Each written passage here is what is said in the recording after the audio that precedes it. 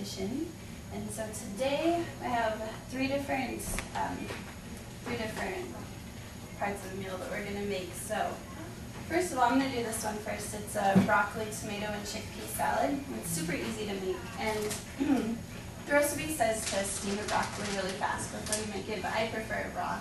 So that's how I did it for this one. You can steam it if you want to. All you do is get broccoli, about a pound or so, and you just chop it up. And then chickpeas, I did 2 cans for this one, and put them in a colander and rinse them off first. And that way you're getting off a lot of the excess salt that's on them too. Then tomatoes, I did cherry tomatoes and I halved them. Or you could do whole tomatoes and just chop them. It'd be fine too.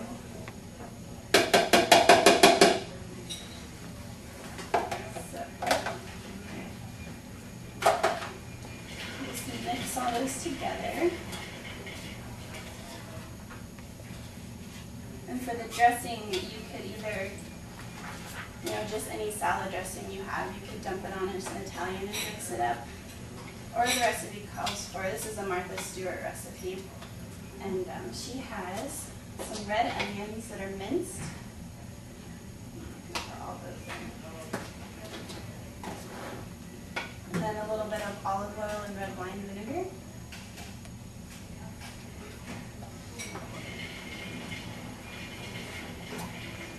And Martha Stewart uses a lot of Dijon mustard in her recipes, if you've ever looked at one of her cookbooks. But I decided not to go for the Dijon in this because it's on the Monte Cristos, and I didn't want to overwhelm you with too much Dijon mustard on that. But there's that. So that's super easy, and it's something that could be either a summer salad or a fall salad too. I'm going to start cooking. This is butternut squash that I peeled it and then chopped it. And I cubed it into pretty small pieces just so it would cook faster. If I was doing it at home, I probably wouldn't have cubed it so small. And actually, the recipe says to cook it on a skillet or a fry pan first to get it to start to brown, and then to add some water and cover it until let it steam. But I'm doing it backwards. I pre-cooked it first, and then I'm going to cook it on the skillet just to do equipment. I think it's easier that way. And this is non-stick, but I'm going to spray it still because I don't trust it. It should. So those will cook while I'm making the sandwiches. Get that going. And I pre-cooked them just with a little bit of salt and pepper. And that's about it. Let those start to cook. All right.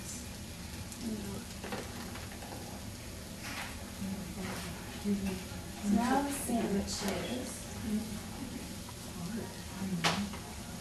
So normal Monte Cristos on white bread, and then ham and turkey, cheese, and then it's dipped in eggs, and then it's fried. So for a healthier one, what you do is I'm going to start with multigrain bread.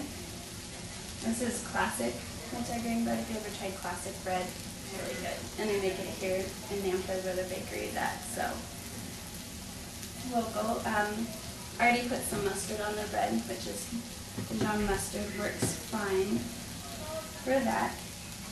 To layer it, you guys see that already. No, I have like lots of stuff stacked around here, but you start with spinach, and just baby spinach, and I rinsed this off before I brought it in. No, I'll switch this. You guys can see.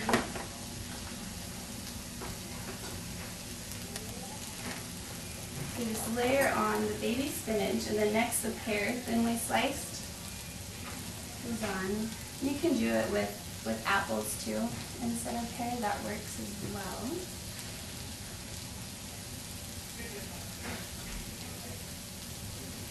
These are kind of small pears, so it needs a lot of slices. And then next, this is the turkey cutlets. And to cook these, you buy them, they're raw. And then I put some dried oregano, salt and peppers, a little bit of salt and pepper, and then fried them in a skillet. Just sprayed it with some cooking spray. Turn it up on medium heat, and it cooks really fast because they're such thin slices. So we're just going to layer some of these on. And then Swiss cheese, to keep it low fat. This is a 2% milk Swiss cheese.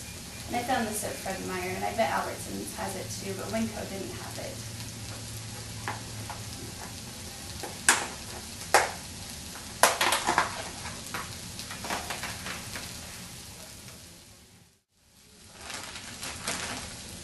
Then you get the sandwich, and it's kind of tricky to put it into use egg whites instead of a full egg to keep it together.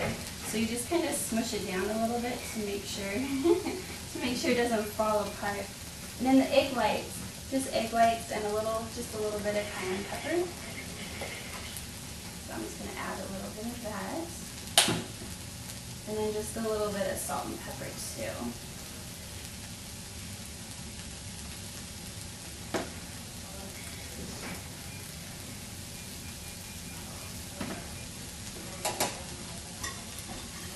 Whisk together.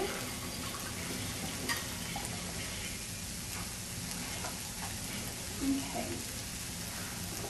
This part gets kind of a little bit tricky as you're getting it to go. So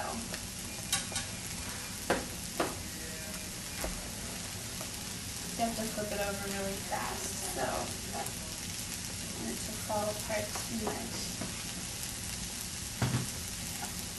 You just want to dip it in just enough that it gets it just a little bit wet. And you have to flip it over really fast. Get some of that extra off. And it takes just a couple minutes on each side, so it goes pretty fast. You gotta watch it. This skillet does pretty well.